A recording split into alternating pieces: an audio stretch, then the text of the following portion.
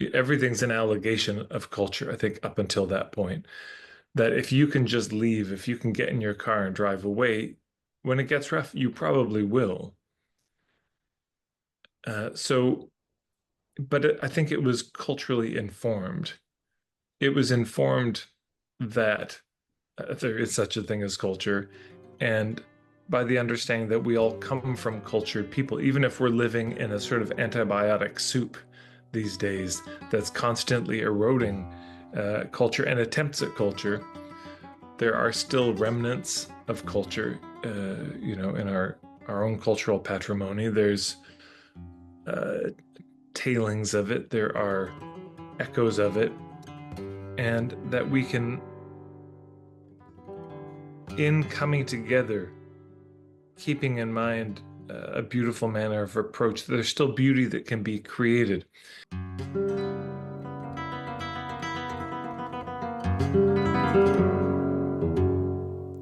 Hello and welcome to the True Wealth podcast, where we ask the question, what does it mean to be truly wealthy in this digital age of distraction and disconnection? I'm your host, Betty Cotton Birtles, blues singer, Buddhist, mum of two, and former global shoestring adventurer turned hypnotherapist and mindset coach. I believe that by healing our past and changing our beliefs, we may achieve not only the external successes, the house, the relationship, the money, the impact, but also internal success, the ability to actually enjoy our lives, because it's the joy and happiness that makes it all worthwhile. Join me as I invite friends, colleagues, and esteemed teachers to discuss means of enhancing enjoyment in our lives, following our inspiration as individuals to create whatever it is that lights us up, so that we might radiate that energy out into the world via our businesses or our day-to-day lives, with the intention that all beings may benefit. I believe that this is where true wealth lies. Welcome to the show. Hi everyone, and welcome back to another episode. It's great that you're here. Today I have invited back Tad Hargrave of Marketing for Hippies. And if you want to learn to market your business beautifully and you don't know about him, you need to check him out. Go to marketingforhippies.com. But today we are not talking about marketing. We are talking about Tad's culture work. This wasn't even really an expression, a phrase I was familiar with. But the more that I've come to know Tad, the more I understand it, and the importance of it. Now, if you're familiar with me and my work, then you will know that what it's about is healing the individual, healing people so that they might believe in the work that they're here to do, so that they can stop feeling like an idiot, because most of us do, right? And that we feel like we don't belong, and we've got this big story about how we are and how we should be. But when we heal all of that, what happens actually is we become adults. And as adults, we become interested less in what can I get, but more what can I give? What can I bring? What can I offer? What can I bring to the table? What's my part in all of this? And this is a really, really important question right now, because I think a lot of the problems that we have in the world are because people are not behaving as adults. So this is really, really relevant to my work and what I care about. And so this conversation feels vital right now for this moment in time. How can we bring beauty to life? How can we enrich the moments that are already happening so that we might feed each other, so that we might honor each other so that each one of us feels important and valuable and has the value that we bring reflected back to us by the group. That would be a healthy culture, right? But that doesn't tend to happen. And that's what this conversation is all about. And that is why it's so exciting for me. In a traditional culture, people are born knowing who they are because who they are is reflected back to them by a group of healthy adults. Uh, that doesn't tend to happen in the West. And if you come from a culture where that is happening, amazing. You maybe probably don't need to listen to this conversation. Um, but for those of us who don't have that, this conversation feels really important. Um, it's all about um, asking, what can I bring? You know, and really, how can we start to even, it's not going to happen overnight. We can't change the culture that we live in overnight. But we can make an effort. We can take a little bit of responsibility for the interactions that we're part of, the relationships we're already in, the transitions in our lives that we're already a part of, but what would happen if we really became a little bit more proactive in those transitions and really took responsibility for making them something, making them an opportunity to recognize and honor and reflect back to the people that we care about and that we love, what we see in them. It feels it feels like this is the key to a healthy society. And there are things that we can be doing right now, and it doesn't take a lot. And that's what I love about this conversation, and I think that you will too. Really, it's about prioritizing the well-being of the community. And in order to do that, we need to be healthy as healthy individuals, I think. That's my personal take on it. And when we've dealt with our own healing, but the healing can happen from the group as well. But when we feel able to offer these little gifts and acknowledgements back to the people in our lives, this is really gonna spiral and spread and be kind of infectious, actually. And really, my experience of being around Tad when he's been, this is how he is. This is really how he is in group environments. He does this. He's somebody who will stand up and and even when it's not being asked of him, he'll do it, and he'll stand up and he'll acknowledge and honor what is happening in that moment and the people who are present. And I think that's a really beautiful thing. And yeah, I'd love to hear your thoughts on it too.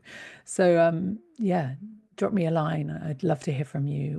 What do you get from this conversation? What are the questions that you're left with? Tad has agreed to do a follow-up, so we can address them. So do get in touch. I'd be so curious to hear your reflections on this. Without any further ado, this is my conversation with Tad Hargrave on how to bring more beauty, how to enrich our culture. Enjoy. Hello, Tad. Welcome back. Thank you. It's good to be back. It's nice to have you back for a third time. And it is early morning for you, whereas today I'm getting to the end of it's tea time, I would say. Ready for a cup of tea over here in Britain. How are things? Things are good. Yeah, things are good. What does tea mean for you? Does that mean you actually have tea, or is that a snack? Is that a meal? Well, the full answer is it depends. Well, for me personally, yeah, it's probably different to somebody else, but yeah, it means a cup of tea. Okay.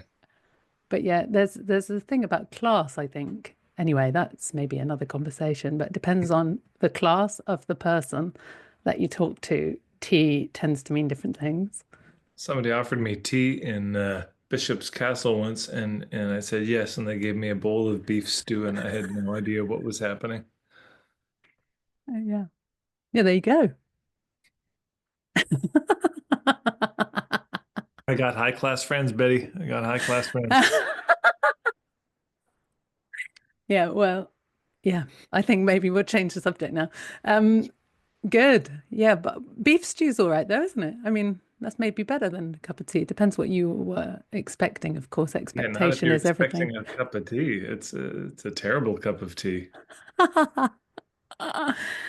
Yeah, good. Okay, so today, Ted, I've invited you to come and talk about your work in culture making.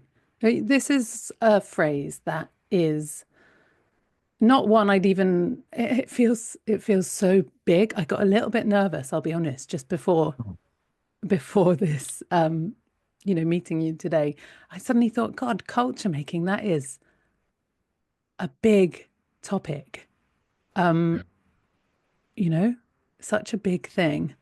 And who am I to even be having a conversation? But then, I mean, yeah, please tell us, what what is culture making as you see it? And what is the need for it? And how did you come to be drawn or feel the need for this work, and yourself as a person to do this work? Can you tell us a bit of backstory? Yeah, you know, I suppose the notion of that phraseology comes from the understanding that most of the problems that we have in the world are not personal in nature. They're um, collective in some way, that we're all individually struggling from much larger forces. And so that the response to our individual troubles, if we keep it at the individual level, if the way we deal with our personal sickness is everybody gets into biohacking, um, that's one level of solution. But there's a whole other level of solution where we realize, oh, there's things that we need to do together. So, uh, in traditional cultures, you didn't take supplements to be healthy. You were a part of a community. You were drumming together, singing together, dancing together, listening to old stories. Of course, you were eating off the land, and all of those things. The consequence of all of those things was the health of the people. There was ceremony, there was ritual, there were mechanisms to deal with disputes that were not necessarily a talk therapy. There was a lot of cultural approaches, ways of life together that resulted in healthy, happy, strong people. And we're generally in the modern world looking for individual solutions to all those things. So I suppose culture making or culture work is the work to attempt to at least plant the seeds of a different way of going about it that's not um, us figuring out how to cope in a dysfunctional system. That's the Krishnamurti quote. He says, um, it's no measure of health to be well adjusted to a profoundly sick society. And I suppose for me, where this started, I don't know where it really began, but a major inflection point was when I joined the Orphan Wisdom School with Stephen Jenkinson, because he speaks a lot about this cultural level uh, of work that's needed. So I suppose that's probably one of the major points, but that's a to get us started, anyways. Yeah, yeah, and of course, the Orphan Wisdom School and your time with Stephen Jenkinson sounds a I don't know, magical. It sounds like it was very transformative time.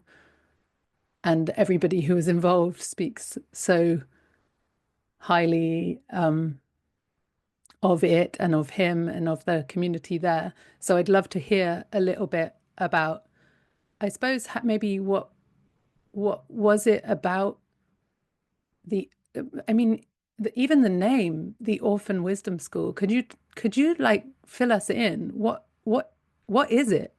And how did why did you sign up? Well, I signed up. I'd had a number of friends who had raved about it in their life. There just came a time where it felt like it was the right thing to do, that it was of course, this is what I'm gonna sign up for. And I, yeah, this name, the Orphan Wisdom School, I suppose it's this idea that we are in North America, at least, cultural orphans, cut off from, you know, from Europe, from the land of our ancestors, and a lot of the traditions left back there.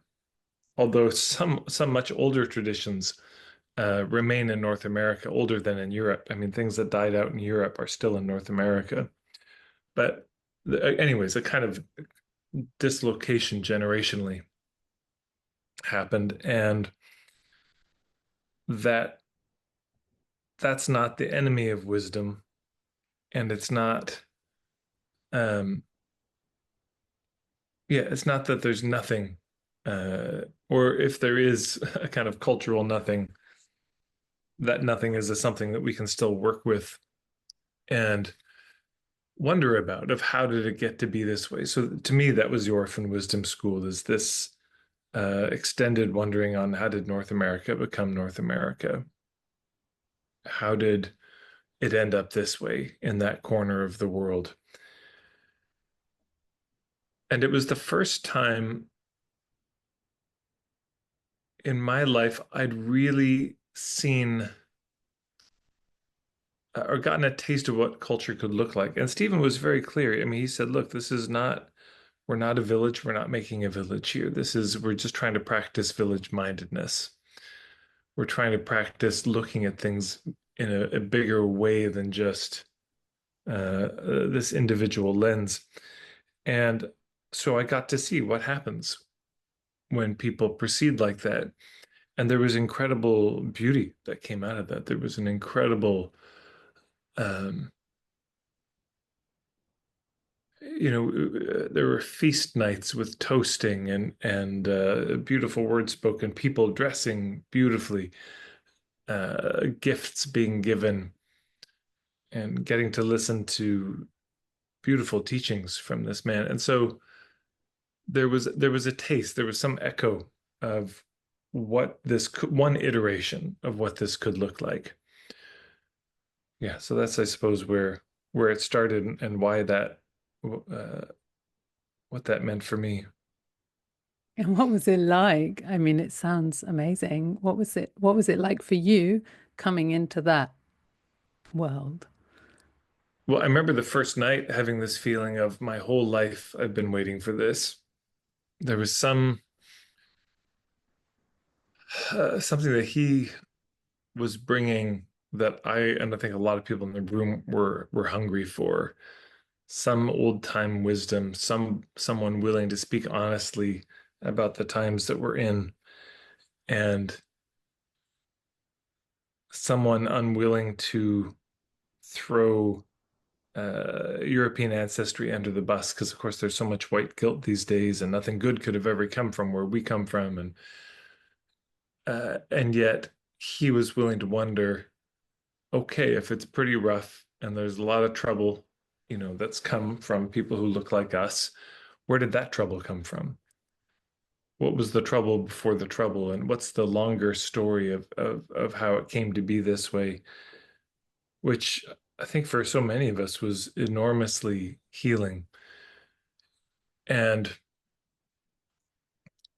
at the heart of it, I suppose, and this to me is at the heart of any kind of culture making endeavor, was a real meditation on focus on manner of approach, and the understanding that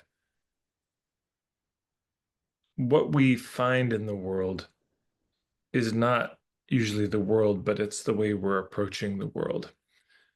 Martine Prechtel says it beautifully. He says, being beautiful on the way to the answer is the answer. That the a more beautiful approach to the grail is the grail you're looking for.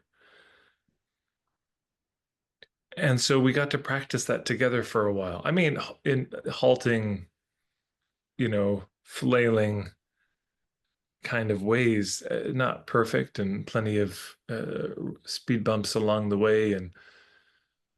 But there was an honest attempt of what would happen if we showed up with the intention of trying to feed something instead of trying to get fed as the primary motivation. That you can show up to a bonfire in a few ways.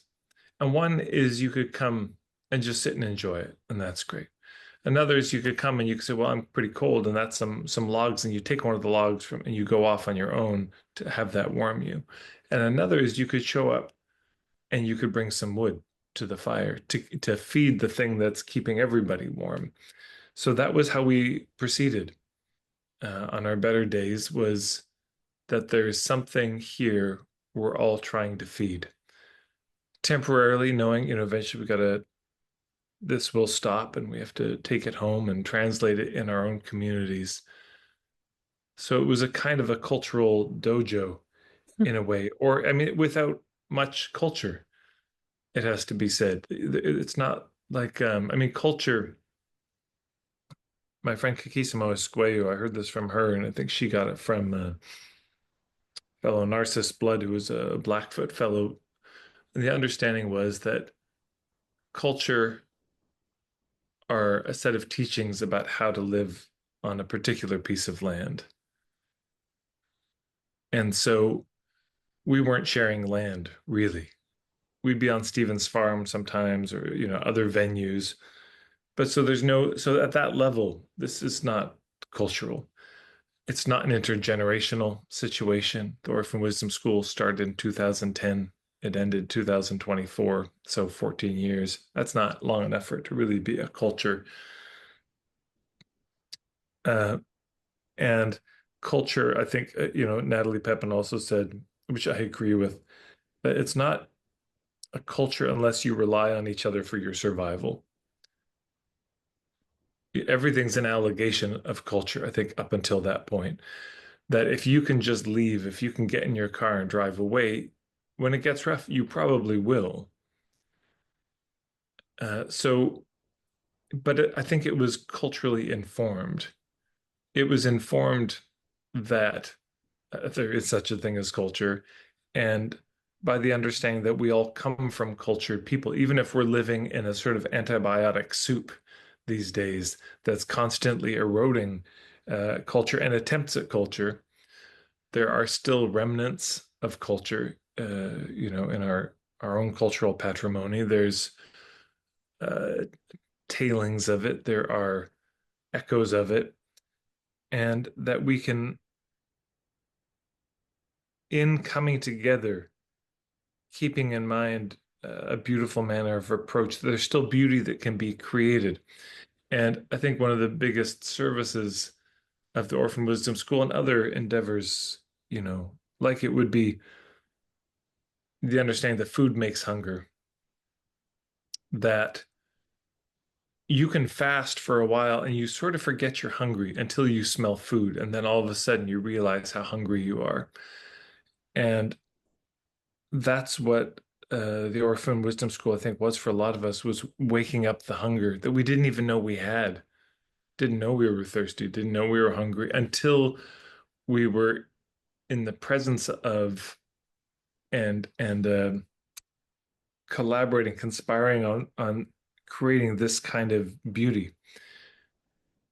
And people would bring songs and poems and stories, and there was this real rich, eclectic sharing, I suppose, rooted in the approach that Stephen brings to it, and hand skills, people, hide tanning and carving wooden spoons, waking up a kind of bone memory of our own ancestral cultures. And I think that left a lot of us very hungry for more of that, but also with an understanding of if you the hunger can be a problem too, because then you just go devour and attempt at culture. There's people, we turn it into a commodity to consume. And so I think that's why Stephen was so big on manner of approach is watch yourself when you're hungry, because your way of being, your way of moving in the world might undermine the very thing you're seeking to create. So I don't when I think about culture making, there's such a long game to this, and most of it right now, frankly, is trying to keep the rumor and scent of it alive amongst people who look like you and I, generally. I mean, I'm speaking dangerously because, of course, all over Europe, there are people who are very connected to their traditions and living them out, but no mystery that the great machine is tearing at even that, yeah, even what's left. Uh, I lost my train of thought there. Oh, yeah, the where was it? Yeah, the people who look like us. Ah, I've completely lost it. It'll come back. Interrupt me when it does. Yeah. God, Dad, that was so rich. There's like so many different threads to pull on there or directions to go. Yeah, the idea of this bonfire is very I've heard you mention this before and I love it. I mean, what a beautiful image. Um, what could you repeat what you said about the bonfire? Well, maybe I'll try to say it in a different way. Mm, It's that there's an understanding, I think in a lot of European traditional cultures, there's this, and further on, besides this tree of life. And, in some farms, I know in Sweden, I think in Ireland too, or in pieces of land, there'd be a tree in the middle that was called the tree of life, basically. And it was the understanding that the health of the land was in that tree. And of course, there's Yggdrasil, the Norse tree, there's Irminsul, there's all sorts of, whether it's a pillar or it's a tree, but there's something in the center that's um, keeping it all together. And so the well-being of the community is in that tree. And there's a story that I tell from time to time called the Beaten Stick. And it's a story from Duncan Williamson, though I think clearly it's got some Germanic roots. Long story, it's a jack tale, but where there's this tree that is in the king's rose garden, and it was the tree of life, it's the tree of health. And if you eat its fruits, you never get sick. You're always well and healthy, but it's withered and they don't know why. And throughout the story, you learn that there's been a sword that was put in the soil underneath the tree, and that's what's killed the tree. And so, this understanding that there's something in the middle of all of our attempts, and there's so many ways to speak about it. I mean, one way you could say is it's goodwill, and that if you do something that affects the goodwill between people, I mean, the whole thing is over. The thing that makes us healthy is that spirit of goodwill, is that spirit of kinship, is the acting out of those relationships, the enacting of them. This is where our health comes from, is from each other. And so that's what we keep in mind is this tree in the center, and we make sure that we take care of that. It's I think in a lot of attempts at community these days, the sense is that the most important thing is how do I feel about the other people? How much do I love these other people? But that comes and goes. Oh man, I mean, on a daily basis, I could love someone madly and hate them deeply on the same, and then love them again in the evening. So that really is variable and volatile. So to me, the understanding of culture making is this the sense that we're all in love with something more than we're in love with each other. That my feelings about you right now don't matter as much as how I feel about the culture as a whole. That my primary identification is with that. The primary thing I'm trying to sustain is that. And why am I trying to sustain that? Because by sustaining that, we're all sustained. And this is not, of course, a recipe for cultishness or, uh, a kind of small-minded, um, clannish behavior or mindset in a way, the madness of crowds or all of that, the identity politics. It's not that. But it's understanding, okay, if we share a piece of land, if our survival depends on each other, then the way this is going to work is if the culture is strong, if the culture is well. And it's in such a state of disrepair and probably will be for a long time until things change, until we really need to rely on each other. I think about alternative currencies, and you see these pop up in different towns or places where there's like a Calgary dollars, and you can only spend it in Calgary at certain shops. And they never really go anywhere. The hardcore radicals, the granolier than thou, they use it and nobody else uses it. And why? Because why would you? You have cash, you have a credit card. There's no rational reason to use it beyond your values. Like, I mean, from the values um standpoint, it's awesome. But from the value standpoint, it's tepid, it doesn't do much. If just make your life less convenient. But let's just say that cash goes away, which it will in our lifetime.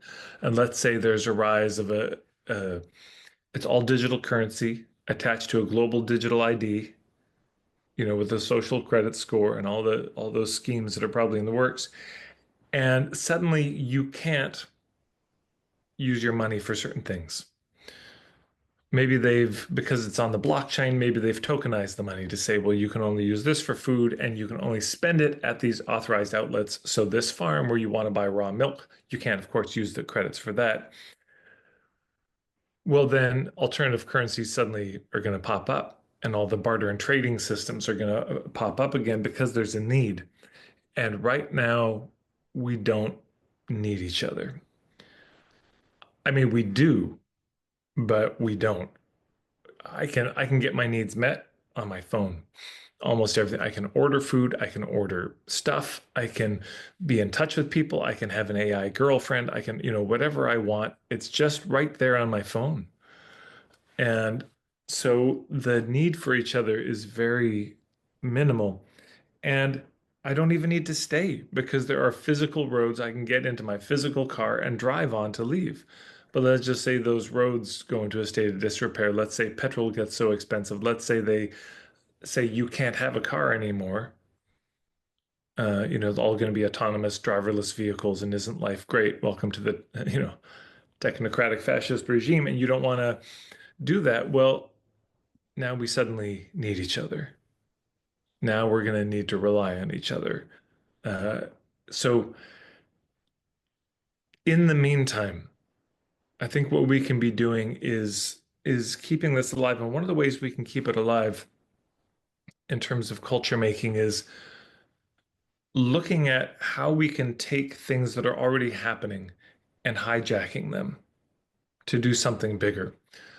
So, for example, if somebody is leaving town, years ago, a dear friend of mine, Olenka, was leaving Edmonton. I asked her, I said, "Are you having a farewell party?" And she said, "Oh, yeah, yeah." I said, "Who's organizing?" And she said, "Oh, I am." So this is the first mistake, or the first opportunity for intervention is you should probably not be organizing your own farewell. Yeah, any more than you should organize your own anything. But she was, and I showed up, and it was a non-event. People hanging out, people sort of coming and going. There was no big central happening to it. Everybody was really on their own trip, people just catching up with friends, and people come and say, "Hey, Lenka, there's a DJ set tonight I really want to get to, but I just want to come and say blessings on your journeys." They leave. It was so depressing to me. And I'd come with gifts for Olenka and something prepared, and I realized nobody else had. There was nothing on the docket. So I said, at some point, I invited everyone into the main living room space, and I said, imagine if somebody has a plan for what's going to happen tonight, you'll let me know right now. And it's just silence. So consider this. Now, Olenka and her sister Larissa were two major hubs in this community, the kind of Burning Man crowd in Edmonton, young crowd. And they were the ones who would rally the trips to the burn. They would be uh, all the cool stuff. They were the ones making it happen. So they were very important to the community. Now Olenka's leaving, going to Australia because she met a guy, and there's no response. There's nothing for all the preparations they've done for the community. The community couldn't prepare anything for them.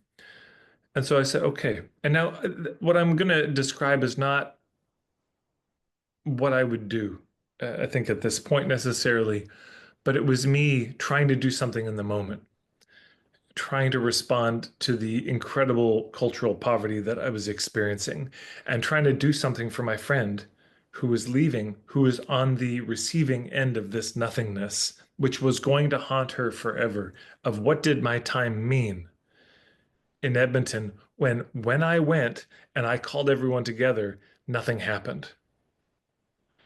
So I just stood up and I said, look, I said, first of all, I have these gifts for you. There's a few books and there's this scarf, and it was a scarf in the Albertan tartan. Everyone's got a tartan, I guess, but a beautiful handmade scarf by a woman I know, Ann Thompson or Ann Thompson. But and I said, I'm giving you these because I'm hoping they're going to weigh down your luggage and make it too heavy for you to go. But I said, I was thinking about you today and I realized it's it's too soon for you to go. I don't know what color your eyes are. I realized that today. And I don't know why your name is Olenka. And I don't know your parents' names. And it's too soon.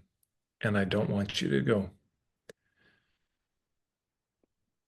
And I said, I want to invite everyone to look at this woman and tell her something you don't know about her yet, that you're probably not going to get to know because we're not going to cram it all into one night.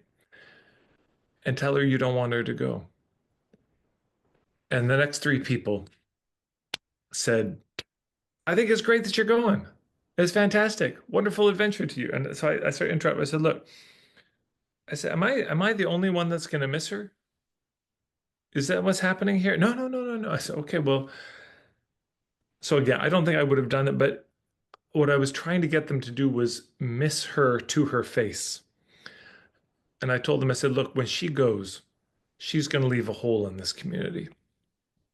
It is going to be the exact size and shape of her. And I'm promising you, she has no idea what that hole is right now. She's even questioning if it's there. And this is where she finds out if she and everything she did mattered or didn't. This is where she finds out if there was a consequence to her being here at all. And, it's like, I understand she has to go. She met a guy. He's very handsome. He's like more handsome than the lead singer of Aha. I'm totally straight. I'd do him. I get it. We don't begrudge her for her needing to go. Of course she has to go. That's true too.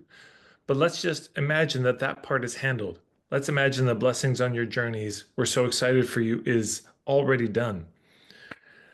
And so then it started, and then people were able to express some of the grief at her going. Actually, but before that happened, she said, Tad, I've been going into my room 7 times a day and crying by myself because wondering, will anyone miss me?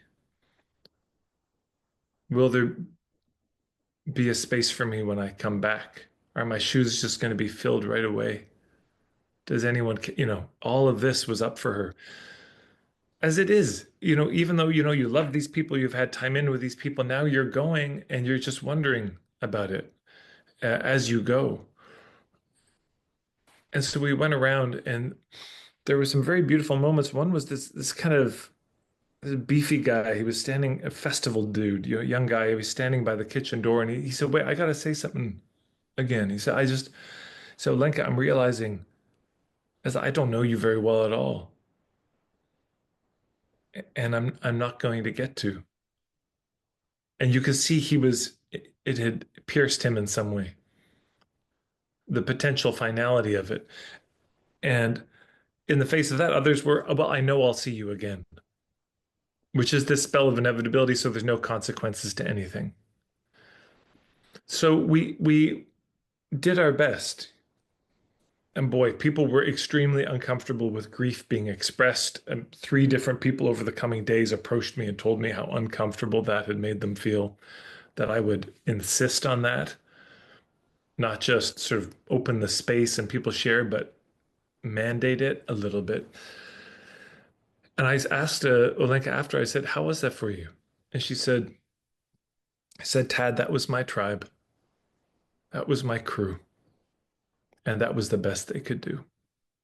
And she was properly heartbroken that that was it, that nobody had brought anything, no poems, no songs, and I think that that scarf was one of the few gifts she got as a farewell. And that scarf became a kind of um,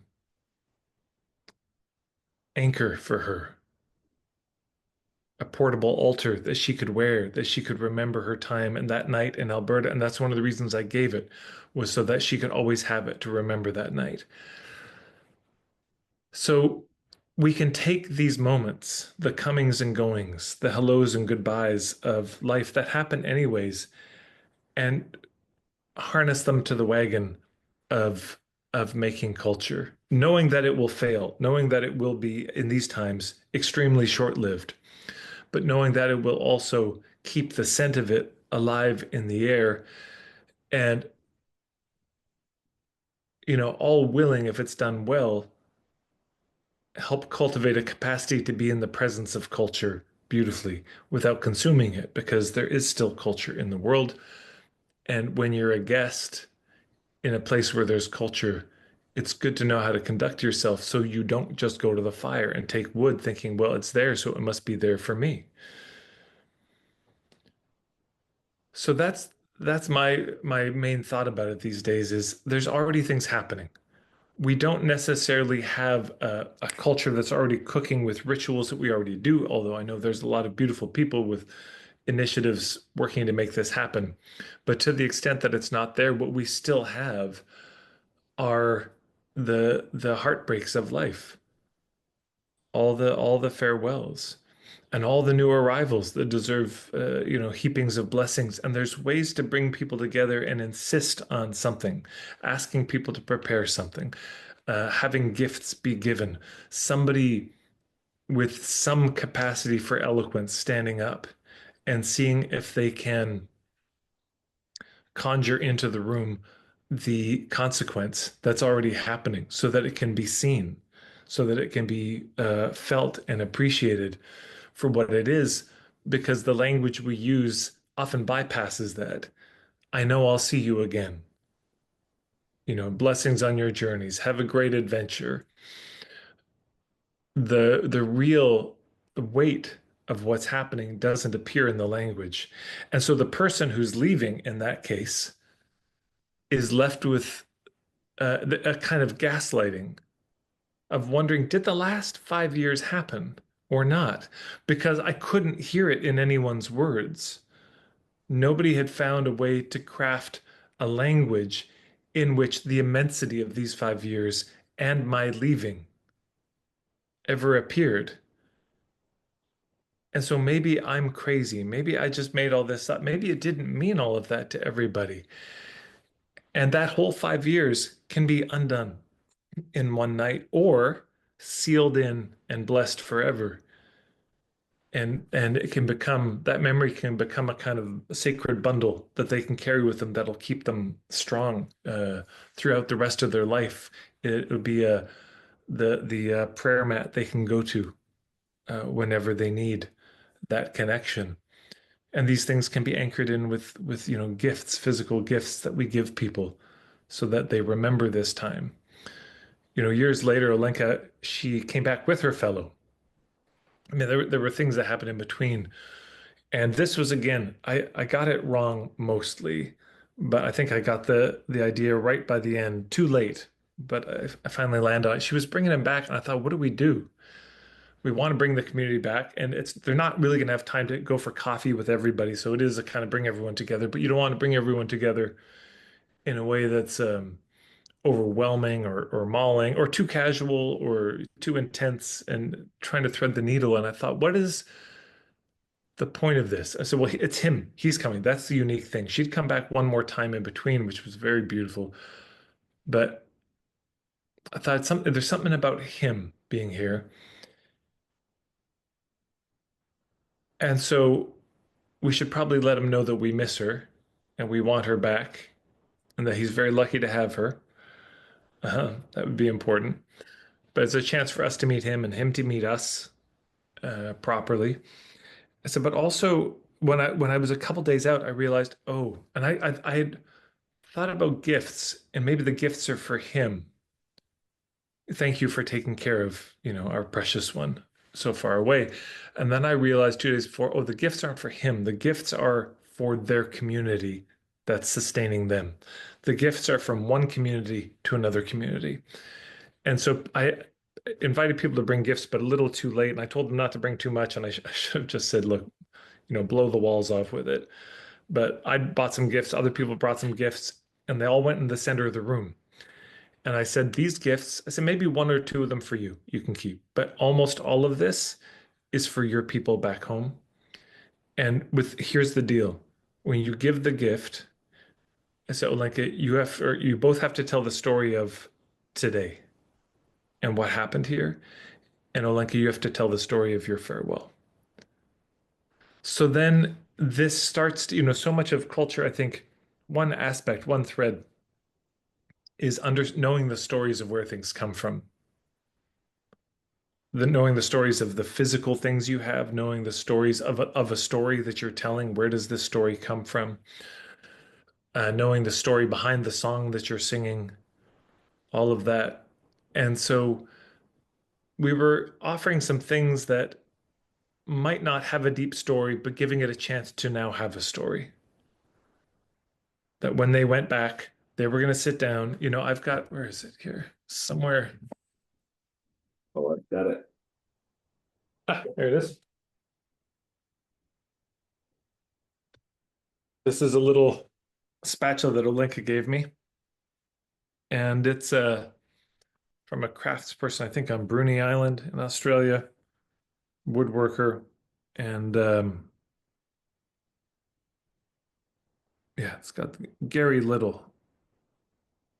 And uh, I believe she gave this to me on that trip when she came back as a way to remember her. So then this has a story to it.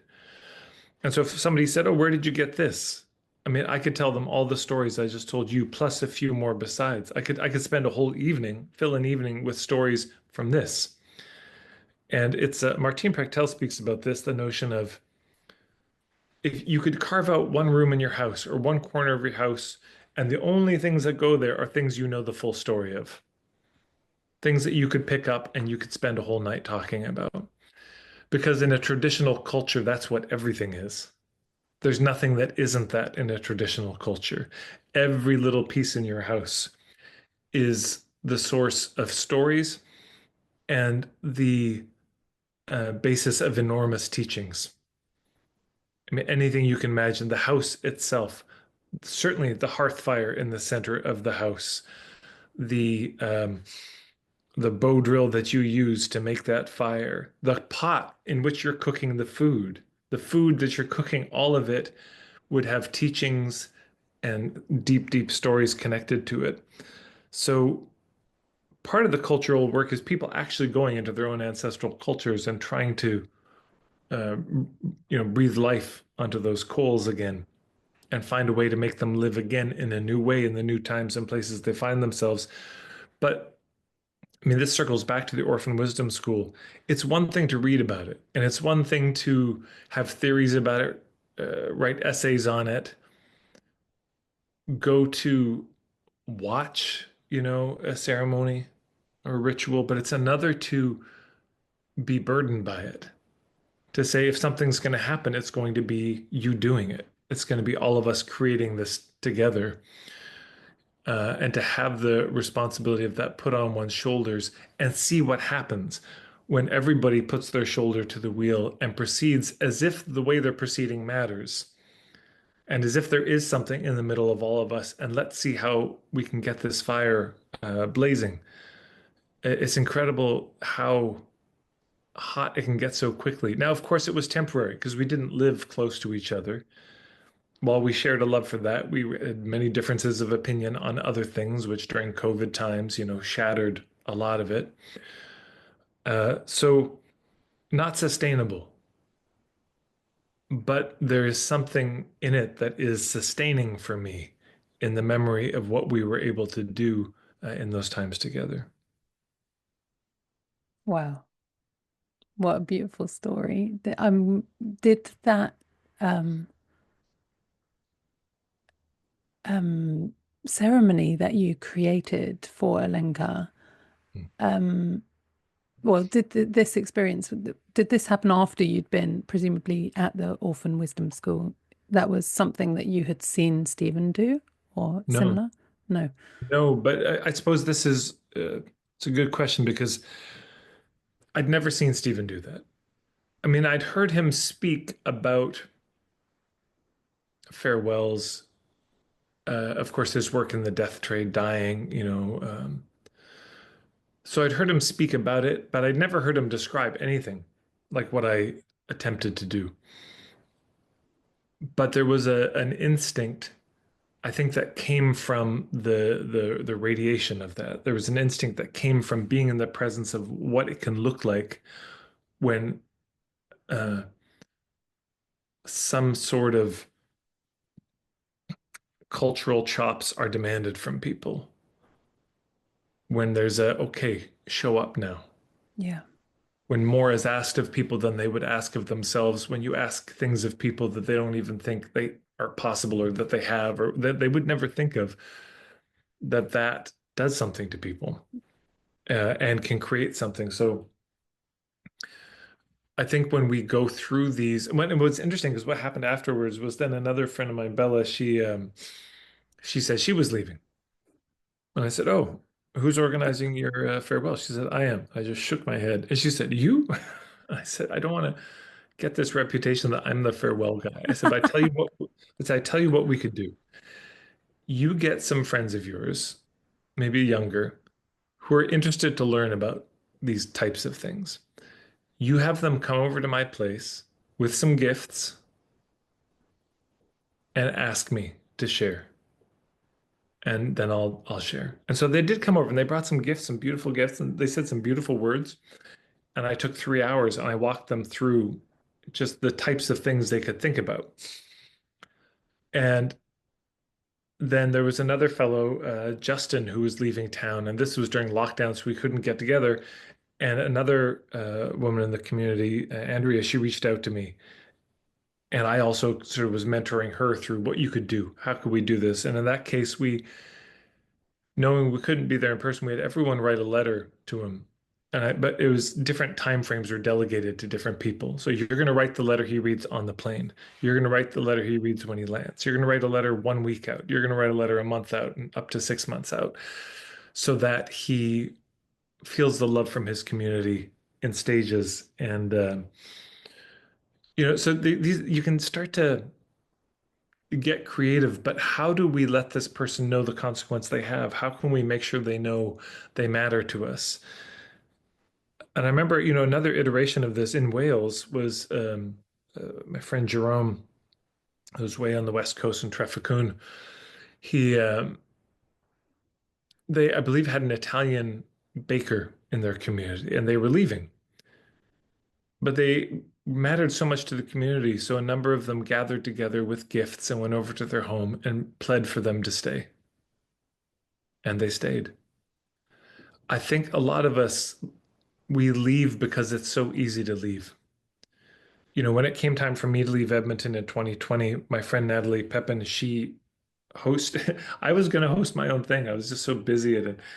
And she reminded me, you can't do your own thing. And I said, you're right. Okay. But I said, I can't ask this of you. But anyway, she took it on and did a beautiful job. And it was so profoundly affirming. I remember standing up in front of everybody at the end of this, there was all sorts of appreciations and griefs shared. Uh, and I said, you've somehow disabused me, at least temporarily, of any notions I have that I'm a bad person. Any shame I'm feeling seems to be gone, Mm. and I can't access it right now. And when I came out to BC and people said, "Oh, you'll stay," I remember the indignance I felt. I said, "You don't know the people I come from. You think it's like I'm married to that place, and you think you're going to come up here, young and beautiful, and just pull me away."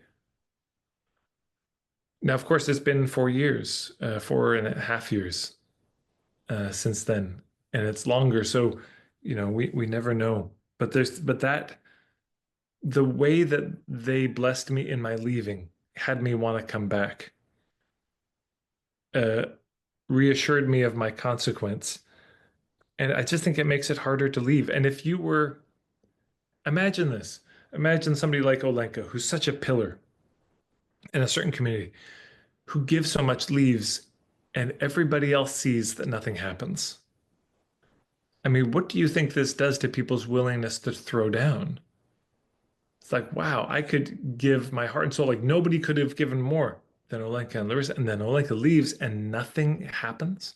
Yeah. Remember, I mean, I performed with Rapid Fire Theater in Edmonton Improv Company. And after 25 years or 24 years in the company, I realized, oh, next year's going to be my 25th year. And there'd never been like, here's an award for sticking around. But I'll tell you, in the improv world, being in a company for 25 years, it's a small group. The same company sticking around, it's small. And so I told the artistic director and the general manager, I said, uh, hey, next year's going to be my 25th. So they both knew. And I remember I waited the entire 25th season and nothing happened. I thought, okay, they're saving it for the end. So the final show, I showed up and nothing. And then we had a festival. I thought, maybe they're going to do it at the festival where there's people from around the world. And finally I reached out. Well, I felt bitter, is the truth. I felt so bitter and hurt. And I wasn't proud of it, but I wasn't ashamed of it either. But it was just how it was. And finally, I reached out to one of them and I just let them know. I said, that felt terrible. That felt awful. And anyways, this led to certain conversations internally and but also in the company, but also in me. And I was really sitting with, what do I do about this? And I remembered Stephen saying, I said, most people, when he was asked about bad deaths, he says one of the hallmarks of a bad death is that people are dying trying to be remembered instead of remembering. And something in that unlocked something, and I knew what I had to do. And so I went to a fellow Alexander Ferry in Trenton, Ontario, who's a woodworker, and I said, could you get that rapid fire emblem put into pieces of wood like a pendant? And he said he could. I said, great. And because one of the bits of feedback I got was I didn't know the names of the new players. I kept forgetting their names, and I thought that's probably a sign you should go. Not just when you don't know the names of the new people coming, but you don't care anymore. I thought, yeah, it's true that it's time to go.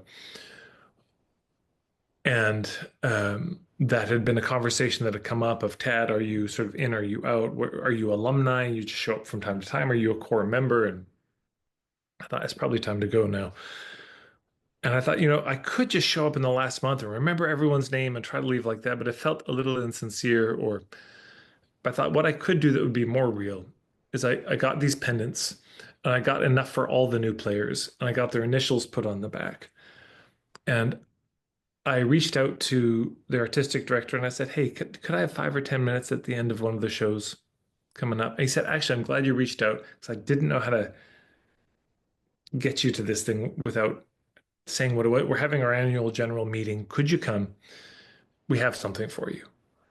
So I came, and so first I spoke, and I just stood up. No, I think first they spoke, but they said, "Yeah, 15 or 25 years ago, somebody joined our company, and we just realized we totally missed this anniversary." And they'd made little 5 year, 10 year, 15 year pins. Oh, I thought there should have been the 15 year was gold. I thought I should have had a diamond for 25, but what are you gonna do? But anyways, people got pins. So people were now being oh, recognized for their longevity. And then I stood oh. up and I said, here's the thing. I said, um, you young players might be the future of rapid fire theater, but you're my past because I remember being you. I remember being 16 and showing up and performing and crushing it and riding that high all week and showing up the next week and bombing and it destroying me all week and showing up the next week and bombing again and just feeling like trash. The emotional roller. I remember all of this and the in-group, out-group stuff that would happen. And I said, so I said, maybe I got it wrong. Maybe I should be giving these gifts to the veterans. I don't know, but I've chosen to give them to you. And the pendants got passed out, everyone by their initials, which were burned into the back. And I said, so here's how this is going to go. You keep this pendant for a few years, get your juju all over it. And then when the time comes, and you'll know when it is, you have to give this away because this is the nature of gifts. It's not a gift if you keep it. That becomes property. Gift means it circulates.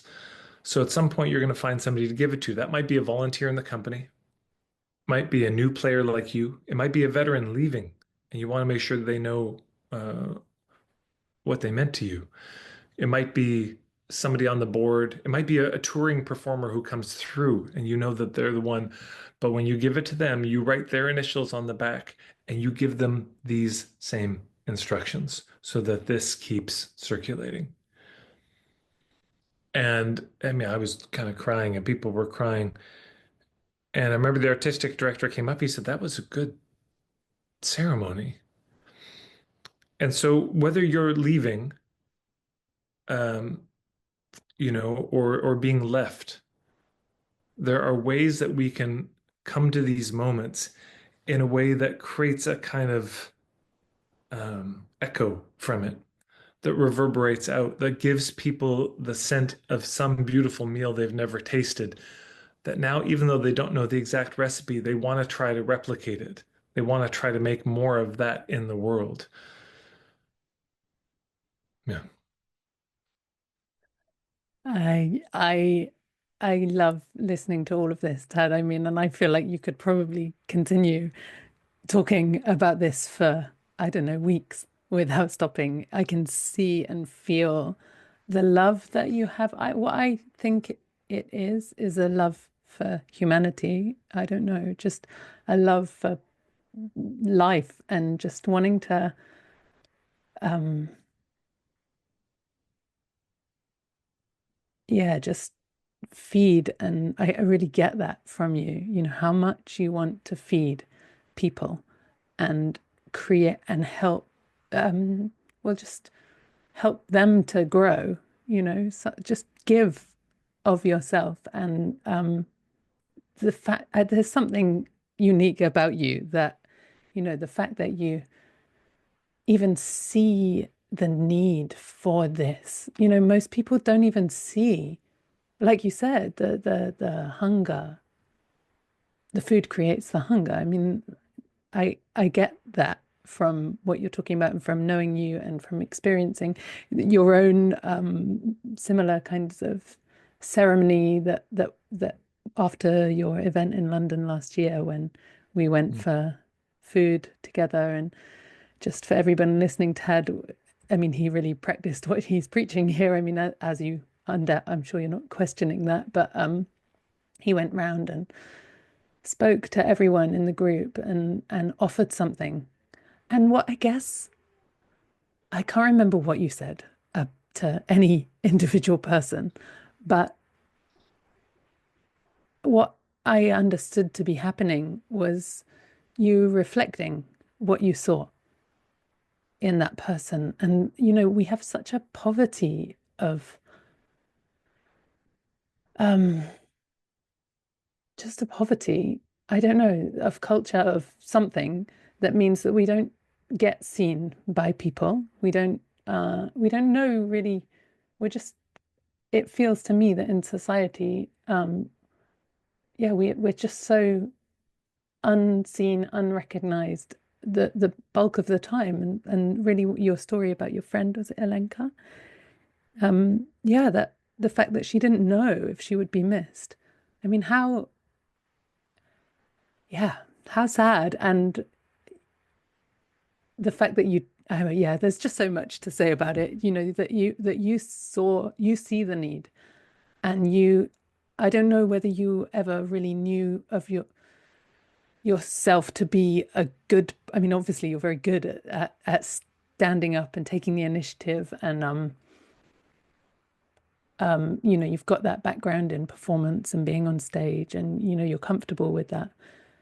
Ah, Well, a couple things occurred to me. One, it's proper. You don't remember what was said. I mean, how could anyone remember all the words that get said in a lifetime? And I don't think most people would. I think if we were to find everyone who was at that table in that little restaurant in Camden and said, okay, what did Tad say to you or to anybody? There'd probably be a blank. But what people can remember is that something was said and that somebody thought enough of them and the moment to say something. That's what can be held and passed on and remembered, is that oh, there are certain occasions where something ought to be said. yeah, There are certain occasions where it should be lingered over and gathered together, that uh, shouldn't just be left to chance, so that the winds, of the time just blow through and blow everyone back onto the road. That we have these moments, and that something special can be acknowledged, and it's not trying to make something special necessarily. It's trying to acknowledge how special it is, what's already happening. Not trying to make something up about people, but yeah, reflecting something to people that's true about them, so they might feel seen. Sadly, for the first time in a long while, or the first time ever, who knows? You might be the one in reflecting something to somebody where nobody's ever said that to them before, and that plants a seed of worthiness in them that they never would have imagined for themselves. So I would just say to everyone, that there are going to be so many moments in life, the hellos and goodbyes. A child is born, which means a new mother is born. There's somebody dying, people are ill, accomplishments, graduations of various types. And we can let these things go by and let our mainstream society do what it does with them, which is nothing, and turns them into nothing. Or we can acknowledge the immensity of what it is and make sure that that has a chance to appear. My general sense of ceremony, again, speaking very, very loosely, but there's something in ceremony that involves slowing things down enough that something can actually happen. If you have a 15-minute wedding ceremony, nothing gets to happen. It's too fast. Nobody can metabolize anything. You barely have time to scrape the food off the plate of that alleged ceremony. And then you got to get up and leave and get indigestion from it.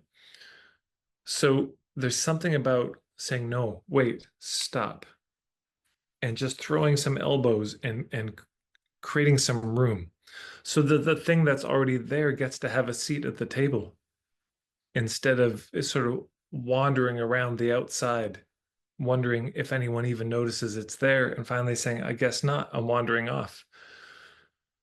It's no wonder that people like Olenka wonder if they're going to be missed because their entire life has been example after example of seeing people leave and no production made of it, seeing people die and it not changing anything.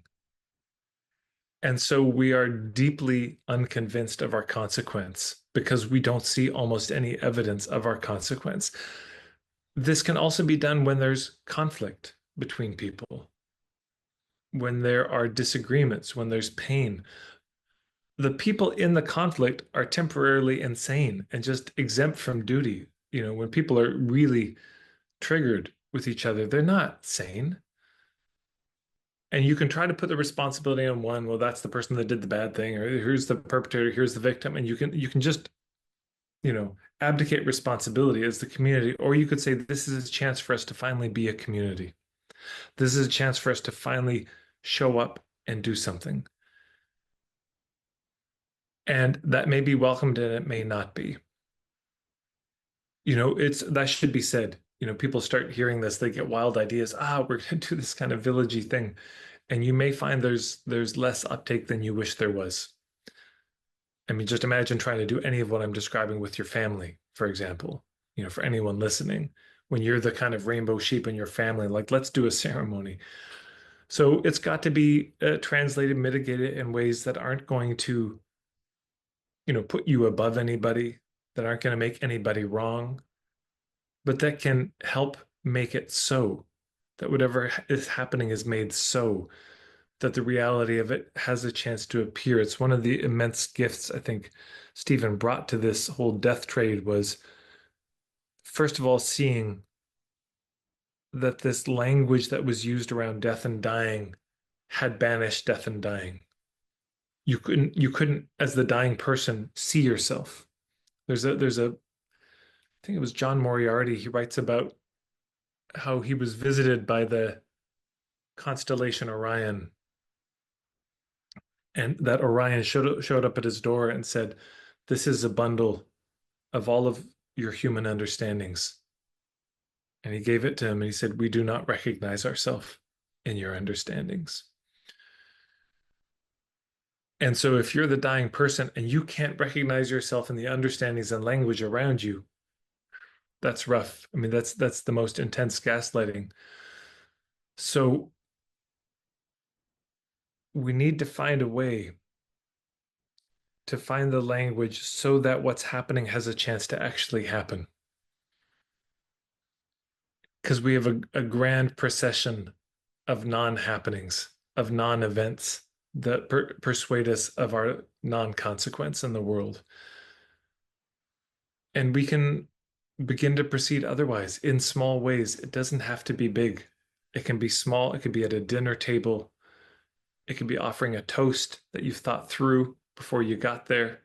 It could be making a meal for people, giving a good blessing on the meal, a good grace in a way that really touches people's hearts. There's a million ways to do it. And, it's not for me to dictate or even suggest what that might be, because it's got to be appropriate to the places and times people find themselves in. It's got to be translated in that way. Uh, so others will probably come up with ways that you and I would never think of, and maybe one day we'll be lucky enough we get an echo of, oh, I heard that conversation between you too, and that gave me an idea for this. That would be just fine, but chances are unlikely. So, anyways, thanks for having me, Betty. Thanks so much, Ted. Yeah, just such a pleasure to listen to you speak. And yeah, I'm sure that the seeds will be scattered, as just to imagine how it is for somebody to be on the receiving end of such a ceremony. I mean, just to hear the story of that is planting seeds, I'm sure, in people's minds, and to experience it is as a witness to that kind of um, occasion. Yeah, it's really very affirming in some way. Hey, Ted, it has been such a pleasure listening to all of your thoughts and ideas around this. around celebration, around ceremony, around honoring people, seeing people, reflecting what you see in them. Yeah, thanks so much.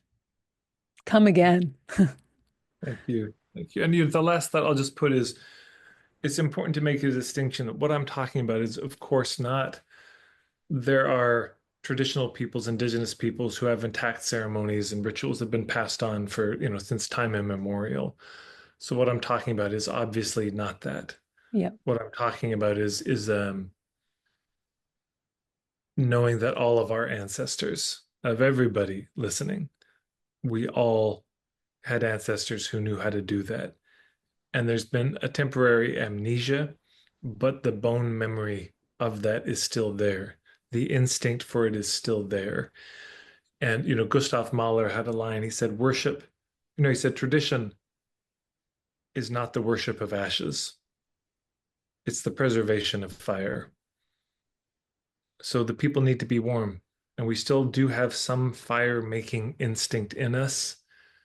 And I think these times call for that to be employed and translated without the guilt, without the shame, Yeah. but with, but it needs to happen anyways. Mm. Beautiful. And I would like to add one final thing that sometimes from my own experience, it feels clumsy and it feels awkward and you're gonna mess it up and people are gonna look at you weird. And I still think it's of value.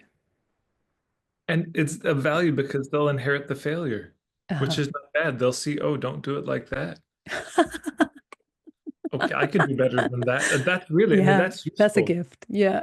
It is a gift. I've been to plenty of events where I saw great examples of how not to proceed, how not to do something, and that is genuinely as instructive. And so, yeah, are you willing to be from time to time an example of how not to do it Yeah. by trying to do it? Yeah. Because they inherit two things. One, they inherit all Mm. your blunders, so they get to learn from that, and they get to sit there and think, boy, this could be worse. That could be me. Uh, but also, they get to inherit the fact that you were willing to try. Yeah. That also gets received. Wow, that person really rolled the dice on this. Yeah. Guess they saw something worthy here. Mm. And maybe I could roll the dice too. It's not all bad news when it doesn't work out. That's most of, as Stephen talks about, it's most of the eco villages. They mostly fail. And the kids who are growing up in it watch it. And you could say, oh, well, they just learned about the failure. No, they also received that there was a generation of people willing to try something different, willing to proceed differently. And it doesn't all have to work. Most of it won't. A lot of these things will take a long time, even when we have to sort out. But it's going to be easier for the ones to come if there's still some scent in the air of it could be different. If there's still some memory, some uh, visceral recall to all of this, it's going to be easier for the ones to come than the hard transition, you know, from mainstream dominant antibiotic society to culture. Tad, thank you so much. Thanks It's for been a having pleasure. Yeah. me. Yeah. That was my conversation with Ted Hargrave. I hope you enjoyed it even half as much as I did. And I would love to hear from you, particularly with any questions that you might be left with or any reflections. I'd love to hear from you if this is something that you're engaging with. And if so, how? What are you doing to enrich your community, your to bring in culture where you felt there was a lack? I would be really interested to hear from you. So please do get in touch. And if you've got any questions you want me to put to Tad in a follow-up interview, please send them over. So if you go to truewealthwithbetty.com, in the bottom right-hand corner, there's a little pink chat icon. And if you hit that, that will give you a contact form. I will see you next time. Goodbye.